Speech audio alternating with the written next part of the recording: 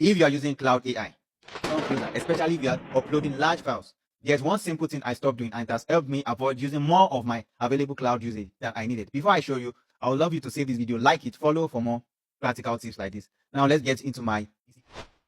Okay, now let's assume this is your Cloud AI. So this is your Cloud AI. Now you want to upload a document. The normal way you do it, you go to this plus icon, you click on it, then you select the document and upload it directly without doing something. Now here is the trick. If you upload a document like this, 110 kilobytes, you are making your cloud credit to it will consume almost all your cloud credit. It will consume. It won't. You won't be able to save some credit. So now here is how to do it. Instead of doing it directly like this, you go back. You go back. Especially if this is for people that are doing larger, that are uploading larger files. So if you're uploading smaller files, you don't have to be doing all this stress. So this is somebody reached out to me. So I have to do this video for the person. So now this video is for someone. So it is not for everybody. So if you are comfortable with, if you are not using cloud for bigger things, I mean for larger things, you can still continue. You can still upload a file and do what you want to do. Then you are good to go. But if you're uploading a larger file, then you have to do this. You click on this file, then you click on download. You click on download, then you will you click on this. You click on Markdown.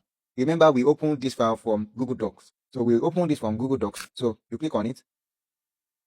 Now Markdown. It will download this document as Markdown. Now look at this file. Look at this. Look at this cursor right here. 7.4 kg. Now let's go back to the initial size of this. Can you see that it is 12 kg? So that is how to suppress it. So I've suppressed it. Now the same thing goes to larger files, Excel file too. So you can do this for Excel file. Now I can go back to my Cloud AI, then click on the plus icon and click on this, then click on. Now this in it. When I do this, I've saved myself some credits. So I can chat more on this. I can chat more with this Cloud AI account. So doing this will help you save a lot of credits using Cloud AI. So if you are looking for more tips on how to go about, if you are looking for more tips like this, kindly like this video, share it, follow for more, and tell me in the comment section what you use Cloud AI for. Then I'll be glad to.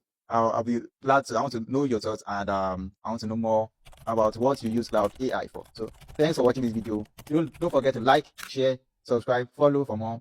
Just do anything you can do to make this video go to those that really in need of this video. Thanks for watching, and do have a great day.